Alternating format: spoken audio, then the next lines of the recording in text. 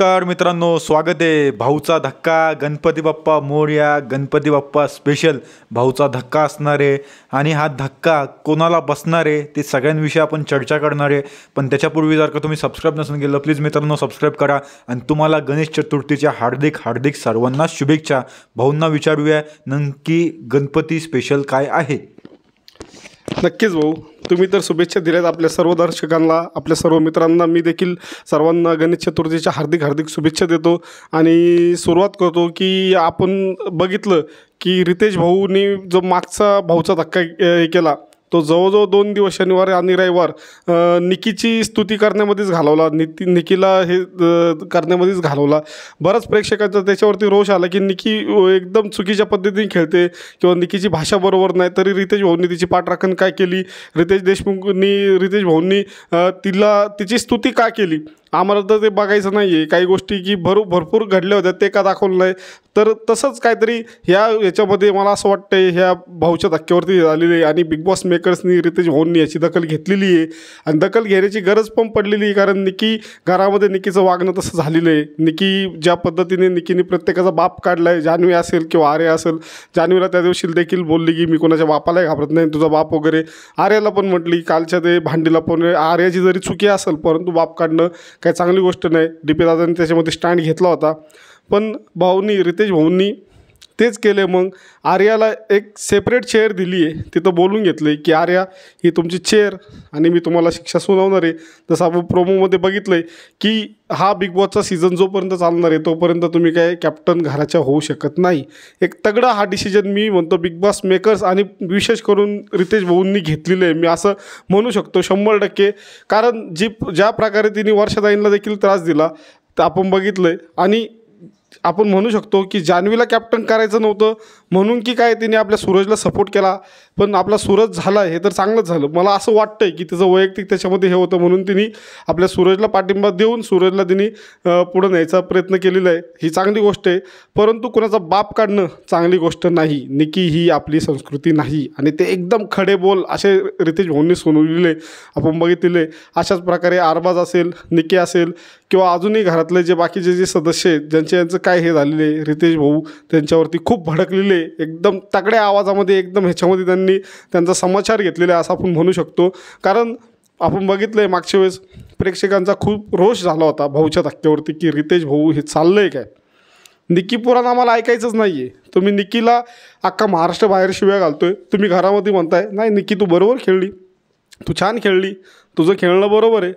पण प्रेक्षकांना ते बरोबर वाटत नव्हतं आणि नव्हतंच. फक्त तिथं आरडाओरडा केला किंवा कोणाला त्रास दिला किंवा तू कंटेंट निर्माण केले म्हणून तुझं झालं. तर मी तर म्हणतो ती मागच्या हप्त्यामध्ये ती चांगलं खेळायचं कारण आपले अभिजित सावंत होते. कारण जोडी कमालकीमध्ये तिने अभिजित सावंत ह्याच्यामध्ये बेड लावून फिरायचं होतं. आणि अभिजित सावंतनी काय तिला जास्त हे काही करून दिलेलं नाही, तिला समजवलं खूप. परंतु जसे अभिजित सावंतांची आपली तिची जोडी तुटली तिने तिचे रंग दाखवायला सुरुवात केली. आपण बघितलं की वर्षाताईंच्या कॅप्टन्शीमध्ये तिने अगदी कॅप्टन रूममध्ये जाऊन राडा घातला, तिथं त्या कॅप्टन रूमवरती ताबा घेतला. हे देखील रितेश भाऊंच्या धक्क्यावरती भाऊंनी तो मुद्दा काढलेला आहे. बापाचा तर मुद्दा काढलेला आहे. आरबाजला देखील चांगलं झापलेलं आहे. तर तुम्हाला काय वाटतं भाऊ, अजून काय रितेश भाऊंनी भाऊच्या धक्क्यावरती हे केलेलं आहे. अरबाजला तर त्याचा माज जो आहे तो अरबाजचा पण उतरवलेला आहे आणि तो निकीचा पण उतरवलेला आहे. आणि अरबाजला जे आपण मागच्या भाऊच्या धक्क्यात बोललो होतो की अरबाज रितेश भाऊंची इज्जत करत नाही, त्याच्या मागून त्यांच्या काही पण बोलतोय आणि त्यांना कसं ते डोळे वाटरून बघतो मारक्या बैलागत, तर मग ते आपल्याला आवडत नाही. आपल्याला प्रेक्षक म्हणून आवडत नाही तर मग रितेश भाऊंना का नाही, म्हणजे रितेश भाऊंचं ते तिकडे लक्ष जात नाही काय आपण असं म्हणत होतो. पण रितेश भाऊंनी स्वतःसाठी परत एकदा तो स्टँड घेतला आणि रितेश भाऊ त्याला वरडले, म्हणलं मी बोलत असेल तू मध्ये नाही बोलायचं. आणि तो अचानक जी पलटी मारलेली आहे त्या पलटीविषयी सगळ्या घरच्यांना विचारलं की बाबा अरबाज हा निकीचा डोरमॅट आहे का नाही. सगळ्यांनी हात वरती केला, वैभवने हात वरती केला, जान्हवीने हात वरती केला, सगळ्यांनी केला. निकी तर बाजूला बसली होती, निकीने नाही केला, पण सगळ्यांनी बाकीच्यांनी हात वरती केला. तर त्याच्यावरून त्याला समजलं पाहिजे की त्याचा गेम कुठल्या दिशेला चालला आहे. त्याला वाटलं की माझा गेम बरोबर चालला आहे, मी वागतोय ते बरोबर वागतोय. म्हणजे प्रेक्षक काय मूर्ख आहेत का. अरबाज पटेलला वाटते की प्रेक्षक मूर्ख आहेत का. हां, प्रेक्षक अतिशय हुशार आहेत. महाराष्ट्राचा प्रेक्षक हा हिंदी बिग बॉसवाला प्रेक्षक नाही, हा मराठी बिग बॉसवाला प्रेक्षक आहे. त्याला माहिती आहे की कोण खरं आहे आणि कोण खोटं आहे. आणि जे पण खोटं असं त्याला कधीच सपोर्ट नाही करणार महाराष्ट्राचा प्रेक्षक, आणि नेहमी खऱ्या माणसांचा सपोर्ट करणार. तसंच एक खरा माणूस, सच्चा दिलाचा माणूस म्हणजे सूरज भाऊ चव्हाण, त्याच्याविषयी पण बोलले आपले रितेश भाऊ. तसंच बोलले की बाबा सूरज भाऊ कॅप्टन झालेले तुम्हाला खूप खूप अभिनंदन, आणि तुमच्या कॅप्टन्सीमध्ये नक्की तुम्ही काय काय करणार आहे पुढे, नक्की कसे डिसिजन घेणार आहे ते सगळ्यांविषयी त्याला विचारलं. आणि तुम्ही कॅप्टन झाले कसं वाटते तुम्हाला ते विचारलं. सूरज भाऊ आपले त्यांच्या खास शैलीमध्ये ते बोलले की मला गणपती बाप्पाच्या कृपेने मी कॅप्टन झालो. तिकडून पॅडी दादांचा लगेच एक रिप्लाय आला की बाबा गणपती बाप्पाने केलं मग आम्ही काहीच नाही केलं का. म्हणलं नाही, माझ्या टीममुळं झालो आहे, माझी पूर्ण टीम खेळली चांगली, त्याच्यामुळे त्यांनी मला बळ दिलं, तिकडून मला ताकद भेटली आणि मी कॅप्टन झालो. मी खेळत राहिलो आणि त्याच्यामुळे मी झालेलो आहे. आणि सूरजच्या नंतर मग आपण येणार आहे की अंकिताकडे. अंकिता जान्हवी यांची देखील शाळा 100% घेतली जाणार आहे, कारण की अंकिता ही टीम बी फोडण्याचं थोडंफार काहीतरी काम करते, कुठंतरी थिणगी टाकण्याचं काम करते. त्याच्याविषयी भाऊ तिला थोडंफार सुनावू शकतात की बाबा हे जे काय तुझं चाललं आहे तू तुझ्यापर्यंत बोल. जर का तुला एखादा मुद्दा मांडायचा असेल तू दुसऱ्याचा डायरेक्ट तोंडावरती जाऊन बोलू शकते, पण तू दुसऱ्याच्या खांद्यावरती बंदूक ठेवून तू बोलणं ते चुकीचं आहे. तुला जे बोलायचं दुसऱ्यांना समजवायला जाते, डीपीला समजवायला जाणार, पॅडीला समजवायला जाणार, पण तू स्वतःचा गेम कुठं दिसतोय, तुझा स्वतःचा गेम दिसत नाही. त्याच्यामुळं आर्याला पण बोलू शकते बाबा तू भांडी लपून ठेवलेली, ते सगळं काही तुम्ही बोलू शकता. भांडी लपून ठेवले ते तुझा मुद्दा होता, त्याच्याविषयी तू हे करू शकते. त्याच्यानंतर आपण बघितलं की भाऊ आपला जो हा आहे वैभव आणि जान्हवी त्यांच्याविषयी पण 100% बोलू शकतात की जान्हवीचा जो खेळात बदल झालेला आहे, आणि तिने जे सूरजवरती जो एक वाक्य तिने वापरलं की तो कॅप्टन होण्याच्या ह्याच्याचा नाही आहे, पात्रतेचा नाही. तुम्हाला काय वाटते भाऊ, त्याच्यावरती भाऊच्या धक्क्यावरती नक्की चर्चा होणार का नाही होणार? नक्कीच होणार भाऊ, 100% होऊ शकते. कारण रितेश भाऊ तेच सांगू शकतात की जान्हवी तुम्हाला असं वाटतंय का तुम्हीच कॅप्टन होण्याच्या कॅपेबल, किंवा सूरज सोडून सगळ्या घरात सगळे होऊ शकतात का? सूरज एखाद्या टास्कमध्ये मुद्दे मांडत नाही म्हणून तो होऊ शकत नाही, की तो दुसरं काय असं काय आहे का की इम्युनिटी तुम्हालाच भेटली पाहिजे, त्याला काय भेटली नाही पाहिजे? जसं रितेश भाऊ म्हणू शकतात की मागच्या बऱ्याचशा एपिसोडमध्ये मी बघितलं की त्याची स्तुती केलेली आहे, तो घरातलं पडेल ते काम करतोय, तो कधीच कुठल्या कामाला नाही म्हटलं नाही आहे. मग तो कॅप्टन होण्याच्या ह्याचा का नाही आहे? तर 100% रितेश भाऊ जान्हवीला हा प्रश्न विचारू शकतात, उभा करू शकतात.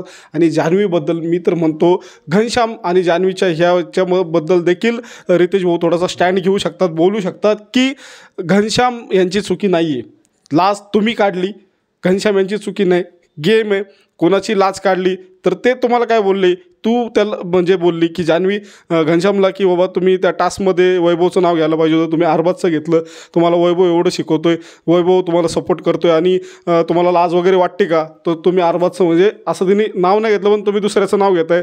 तर मग तो तेच म्हणला की लाज काय, लाज ठीक आहे माझ्याकडे नाही, तुझ्याकडे असेल तर ते मला चुकीचं आहे. याच्यात हा मुद्दा वाढवायचा नव्हता जान्हवीने, मला तरी असं वाटतं. तसेच रितेश भाऊ देखील तेच म्हणू शकतात की मला जान्हवी हे वाटत होतं की हा मुद्दा तुम्ही वाढवायची गरज नव्हती. अगदी तुम्ही खालच्या पातळीवरती जाऊन त्याला काही गोष्टी काही शब्द बीप करायची गरज पडलेली आहे बिग बॉसला किंवा बिग बॉस मेकर्सला.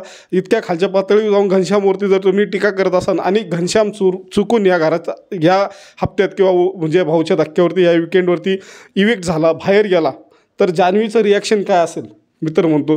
तर नक्कीच ते बघायला मजाच येईल जान्हवीचं रिॲक्शन काय असेल. जान्हवी आणि वैभव देखील हे दोघांचं गेम चेंज झालेलं आहे, एक चांगली गोष्ट आहे. वैभव मी तर म्हणतो बऱ्यापैकी पुढे चाललेलं आहे, बघायला बरं वाटतं की कुणावरती कुठल्याही प्रकारे टीका वगैरे करत नाही. पण जान्हवीनी नाही, शेवटी इतर कोणी नाही पण घनश्यामच्या बाबतीत आहे तेच रंग आणि रूप तिचं दाखवलेलं आहे. ह्याच्याबद्दल भाऊच्या धक्क्यावरती तिचं खूपच फिरकी निघू शकते असं मला वाटतं आहे. तर आणि दुसरा विषय निकीचा एक हा मुद्दा की रितेश भाऊंनी ते देखील सांगितलं की निकी मी तुमचं कौतुक केलं होतं, ते कौतुक तुम्ही इथं ठेवायला पाहिजे होतं, ते तुम्ही इथं नाही ठेवलं, तुम्ही इथं घेतलं. इथं घेऊन तुम्ही काय केलं ते तुमच्या डोक्यात ती हवा गेली. तुम्हाला वाटलं मला बिग बॉस आणि रितेश सर भाऊच्या धक्क्यावरती किंवा आम्ही हे काहीच बोलत नाही, मी वागते ही बरोबर वागते. हा मुद्दा 100% आपण बघितलेला आहे प्रोमोमध्ये. तर नक्की त्याच्यामध्ये तुम्हाला सांगतो निकी, अरबाज, जान्हवी ही 3 लोकं फिरकीवरती असणार आहे. अंकिता देखील भाऊनी सांगितलं तसे असू शकते आणि असणारच आहे. विशेष करून आपल्या सूरजचं एकदम छान प्रकारे भाऊंनी कॅप्टन झाल्याबद्दल कौतुक केलेलं आहे, त्यांना खूप शुभेच्छा दिलेल्या आहेत. सूरज